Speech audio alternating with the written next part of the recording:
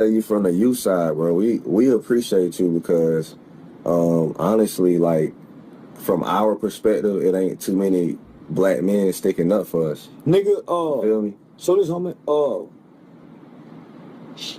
I should have been a genius child, and I was. But once I started going to public school with other kids, so I didn't start off going to school with kids. I started out with a private tutor. So nigga, I really didn't start interacting with kids on a real full-time basis, damn near to the 6th, 7th grade. Right. So nigga, I was sheltered. So nigga, all I know is academics. All I know is books. All I know is structure and rules. So I don't know. I wasn't a kid who can play around the corner.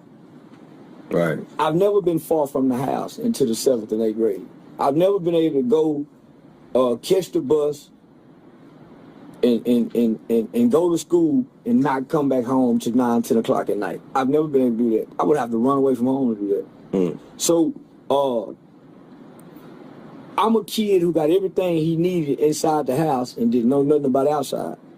All of my friends was neglected in the home and knew everything about outside. We the same way. That's how I grew up. You see what I'm saying? Yeah. So when I went to school,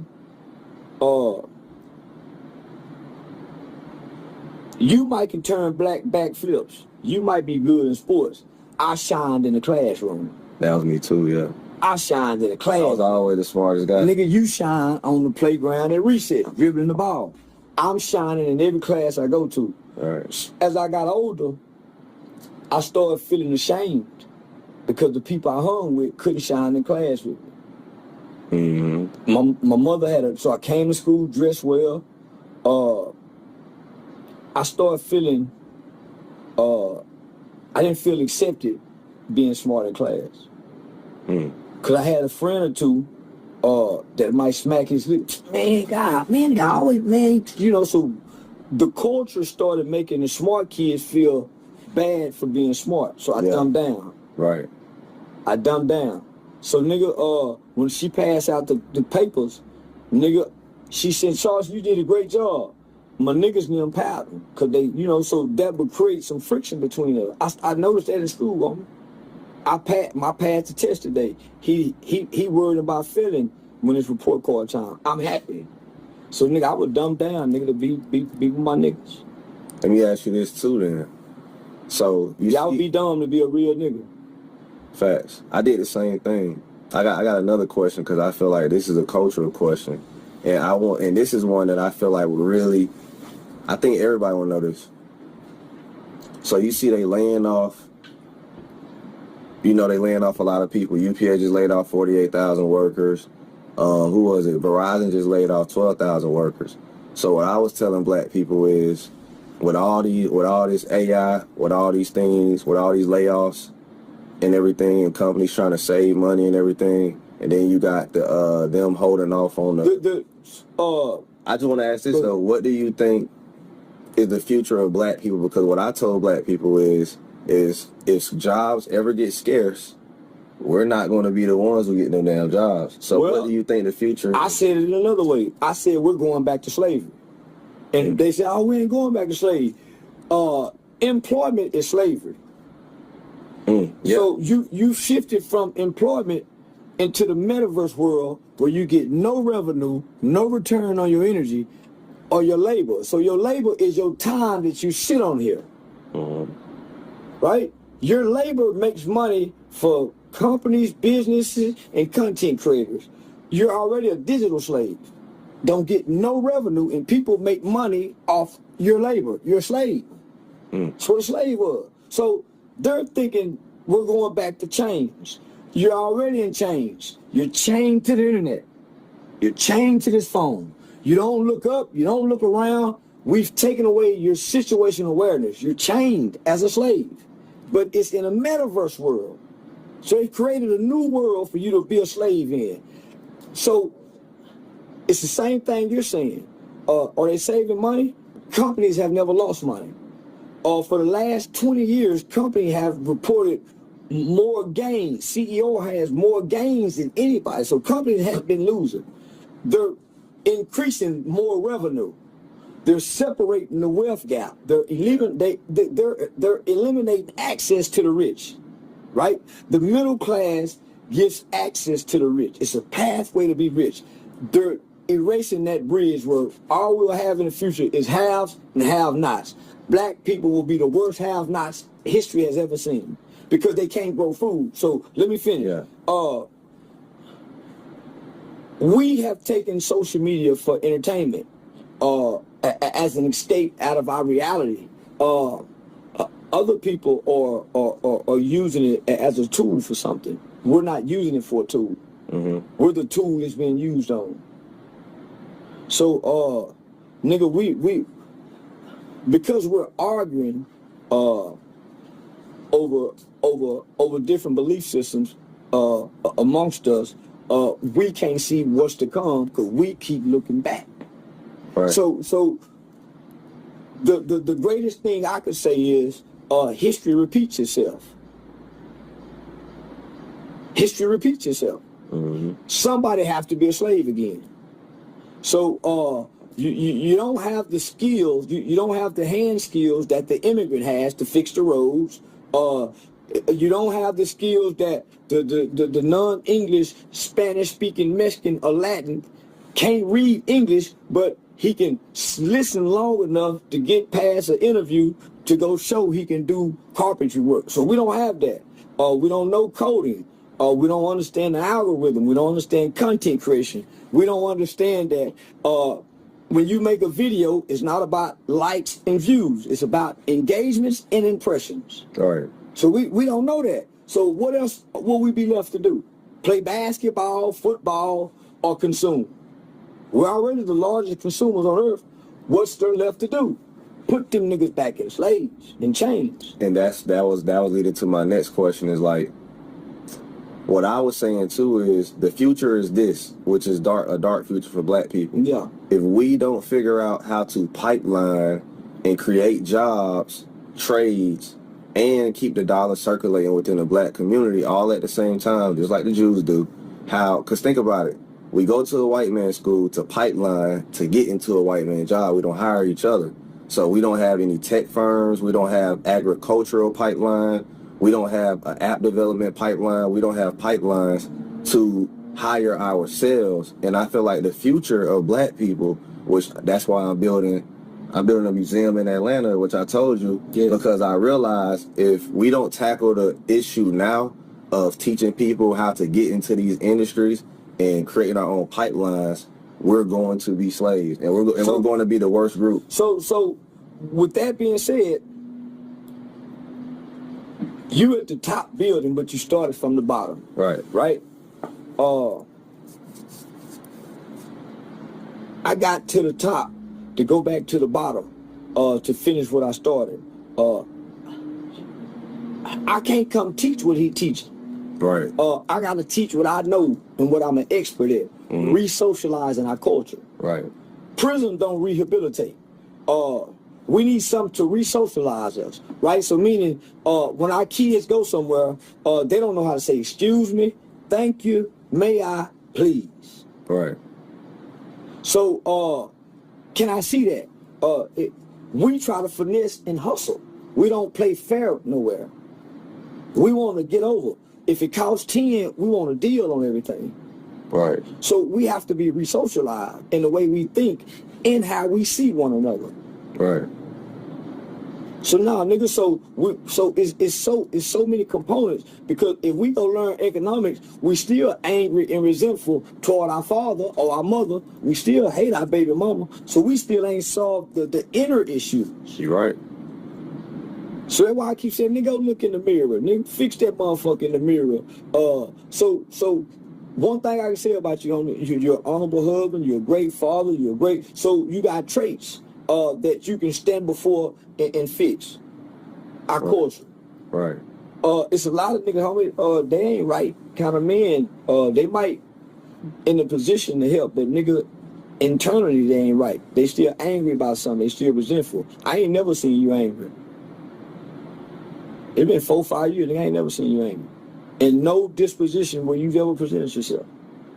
Nah. You've always come off as logical, rational individual. I can take it there though. I Somebody know. get me there. But no man of great status lets you see that. He Right. thinks through it. Right. Because if you see that, then he's not rational. Then now you got him. Right. Man, a man is always a thinking man. Right. And only the strong can show compassion for the weak. That's why you can take it there and don't. That's facts. I think the thing about me is I see that if somebody doesn't step in, and because how I see it is when I create this museum and facility, I'm going to directly step in and everybody's going to do their part. Like you said, you're going to help with the re-socializing and reprogramming and fixing the hurt and dealing with the hurt and moving past the hurt. Yeah. My job is to, for one, let's just say a young kid has an idea. How do we get him funded? There you go. You get what I'm saying? How do we get this funded? How do we get him around the right people? How do we develop our own Shark Tank? So that's the mission. You get what I'm saying? Creating resources and alternatives. We don't have no resources Zero. to create alternatives. Okay, Your Honor, hey man, listen. I know y'all want to get this kid 10 years. Right. We got something that'll save y'all some money and help everybody. We don't have no alternatives other than going to prison or the graveyard. There's no other alternative. Okay, what's that? Military or the job? What other alternative we have? There's no trade schools. There's no entrepreneurship program to develop. There's none. You have to get in trouble to get some resources. So a single mother whose kid is at risk at getting in trouble, but not a delinquent, has to become a delinquent for that mother to have resources to get help. When he get in trouble, they're going to make sure he get anger management. They're going to go get him some counseling, get him seen about, see what kind of drug. If he's at risk and not in trouble, then where's the resources? That's where your village come in at. Yeah, the Jews got a village with resources. That's what I'm saying. Like exactly what I'm saying. I have to build my own village and say everybody is welcome here. And like you said, even that part with resources, like for instance, I did it with my son. If I was not rich and I was poor and I depended on the school system, because my daughter is a little bit more advanced. My son was delayed, but he became advanced because we had the money to pay for the extra tutoring. So we've been paying for private tutoring since he was 3 years old. Now he's 6 and he's ahead. I'm a private tutor from about 5 almost to 6th grade. See what I'm saying? So think about this, I had the idea of, and this is the crazy thing, right? So I know that private tutors cost about $20 to $25 an hour, right? So with the profits that I'm gonna make from my museum, I'm going to encourage others, if you want to save on taxes or not, just whatever profits I get, I'm going to at least pay $2,500. So that's like what? You know, how many is that? Maybe like 100 tutors? Yeah, I saw. Right? So $2,500 an hour, that's $7,500 a day, right? And if I can make $75,000 a day, 10% go to getting kids tutored, and if I get 100 kids tutored throughout the week, you know, maybe 3 hours, and then every teacher get a chance to make $75 after they get off. And see, shit like that. And then that's where somebody like me come in and say, man, we can go get some newly recent graduate students who's good in math, English, and get them, start us a non-profit 501c3 to help students with learning deficiencies and get Title IV after money that come through the federal government that'll fund the program, pay the kids. Exactly. So it's the knowledge that we put us together. Nigga, that's a bad motherfucker. You see what I'm saying? Combination. So it's like, this is the thing that I feel like, for one, at the bottom level, we're lacking going private tutoring for our kids, because the reason why the whites, Asians, Jews, all them are ahead of us is because their kids get better learning than we do. And they get better one-on-one learning than we do. And they have summer programs, which is another alternative, that still engages their academic minds during the summer. Yep. Our kids lose everything from May to August because their minds are not engaged. They don't pick up no books. They ain't went on no vacation. So the learning stops when school stops. But niggas, education starts in the home.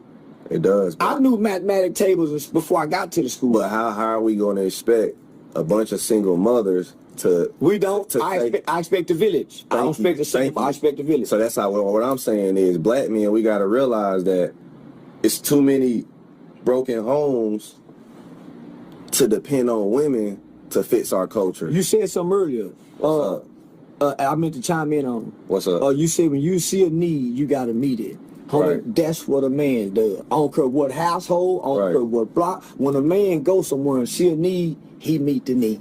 We need private tutoring. He meets the need. Because the reason why we need it, in my honest opinion, is like you said, like, it's too many young black boys who could have been something but lacked the foundation in the beginning. So nobody sparked his mind to be smart. Because at the end of the day, and let me ask you this, do you believe that it's certain people who can't learn in the classroom setting, but they're better in a private setting? You know what I'm trying to say? Everybody know, all teachers and instructors and professors and academic people know that there's different styles people have to learn. Right. I may be auditory, you might be so I can see it, hear it, and know it. You might have to write it down. So the way we all receive and retain information different. If you look at the America's educational system, it's broken and it's been failing for years. If you go by state to state, they fight over the education budget, which is one of the biggest budgets in every government, right? Right. They're failing. So it's not about our kids learning. So it's not upon the school system to learn. They say it takes a village. Where our village at, man? Right. So I see you building the village. I'm doing it, and all I'm doing is I'm waiting. And the thing is that I want people to understand too is I'm trying to rush this shit. East Point is holding back the permits, and I'm telling them, look, I got this mission going on, but you know how this shit go with politics. They want me to, well, you didn't invest in my campaign, or I'm running for mayor, so you got to give me $5,000. So I had to go through all that. It's called grease and poems. You know how it go. Paying to play. You know how it go. That's where the nepotism come in. Yeah, and it's all black people, by the way. Nepotism. Yeah. Everything in black people world is nepotism. Meaning, if your family don't know this person, you don't get in that. Can't get in that sphere. No. And that's what's hindering us. But I'm trying to tell them, look, I get it, but I got this mission. At least let me build this shit, work on it. But they like, look, until you scratch all our goddamn backs, we're going to goddamn take our time. And I had to do it. I understood. I was like, look, that's all you had to say in the beginning. At the same time, I'm on this mission. Quicker we get this shit ready. The problem you trying to solve hurts a lot of funding in other places. There's a book that's called The Revolution Will Not Be Funded. Right. And it's written by the Women's Jewish Council. And it breaks down the intent and the purpose, the sole purpose of what non-profits were created for. Right. They was called the non-profit industrial complex. Every politician have some money that they can use. Yeah. It's called a pork project. Mm-hmm. They can say we finna go study grasshoppers fucking and dedicate $2 million to it. Mm-hmm. There's a lot of aid that go outside of our country. The aid that we need benefits capitalism, but it keeps us in destruction. Our pain and our problem is monetary gains for systematic institutions in America. Well, even Rockefeller said it. He said he doesn't want a nation of thinkers. He wants a nation of workers. And I feel like once I understood how this nation is ran, I'm like, okay, if they don't come in court education, then who the hell gonna be the police officers? Who's gonna flip burgers at McDonald's? Who's gonna work at Verizon? Who's gonna work at all these Fortune 500 companies that's on the stock market that they themselves invest in on every dip? So it's all a circulation. So it's the Chinese Americans, it's the Russian Americans, it's all the foreigners who was here, that grew up with us in our educational system, who went to school with us but really don't understand our culture because we're not taught in schools. Right. Everybody else is. Right? So they're going to be the police officers. they're going to be the firemen. That's why you see now President Trump is calling for them to come on. Yeah. They're not calling for us. They're not saying let's get rid of these immigrants and get these jobs back to our niggas. These are good paying jobs our niggas once had that the immigrants get. You think real Americans is building that building right there? I watch them every day. Yeah, hell no. Those are immigrants who can barely speak the language. So they're not championing for us. They're not advocating for the niggas to be put in a better position. That's what I'm trying to tell niggas. We gotta save ourselves. We have to create a pipeline for ourselves because no one's coming to save us, and we gotta stop begging and asking them for laws and talking about let's vote on this. When they told us they wasn't gonna save us. They saved us out of slavery. Right. They came back. They saved us by giving us civil rights. Okay, y'all on your own now. They're not coming back anymore. Right. They said it, homie. If you read their documents, if you read the arguments in Congress, from now, they're not, they I think maybe 10 years ago, they revoted to extend the rights of the civil rights. They're not coming back to save us. We on our own. And they clipping us when we run the race. It's every group for themselves. Yeah. So, we have no ally. The greatest ally we have, homie, to sustain us is try to find some kind of way to create an import and export outside of America. And the ideal relationship is Black Americans in Haiti. Haiti still have their land. Haiti still have the same resources in the ground, if not more than what Africa have been taken out of. They still have their resources. Haiti have even said, hey man, y'all come over here. We can grow food over here that Haitians can't, right? Haitian own Gildan, which is a textile industry that produces $1 billion and something a year. Who fucking with textile more than niggas? We wear clothes, we make shirts, we need to be, Trump took it out of Mexico, gave it to Haiti. We supposed to be going over there trying to build some kind of international relationship with the Haitian, though. Shit, we need to be building one with Africa. We need. Africa was sold and robbed years ago. China got Africa, so we can't go there. That's facts. China already funded Africa. China and Russia got Africa. We got to go to Haiti, the only country known to beat anybody. That's why they're being punished. Pan-Africanism is something that needs to, in my opinion, it's because Africa tourism is going up. You been to Africa? Because of China. China, listen, homie, China is helping them cut the lights on. That's true. China have been going around buying world real estate like the Queen. So nobody owns more land than the Queen of England. Right. King Charles now. So, homie, China is positioning themselves to be a superpower. Yeah. Black American can hang it up in Africa. Africa was robbed. Homie, I'm going to post a map. Nigga, between the Russians, the Italians, American, the French, Africa don't own nothing. Their government is controlled. Yeah. So now China done come in and gave Africa everything America wouldn't give them. Right. So now between that BRICS, we're locked out of Africa. We can only go there to learn the history of slavery. Right. We have no land, nigga. We can't go to Africa and think we go be some rich and live like we over in America. They're gonna extort them because their government they have the most corrupt government, nigga, next to North Korea. I told people this when people was like, how about we all go back to Africa? And what I was trying to tell them, you're gonna be sold again. Who you think sold you first?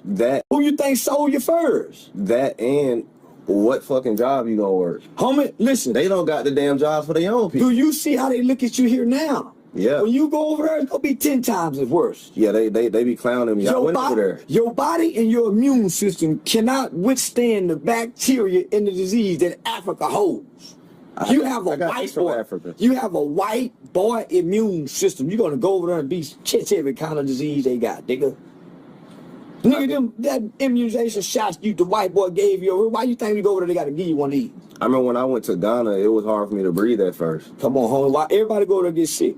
But my thing is, too, what I was telling black people is, for one, they don't accept us over there.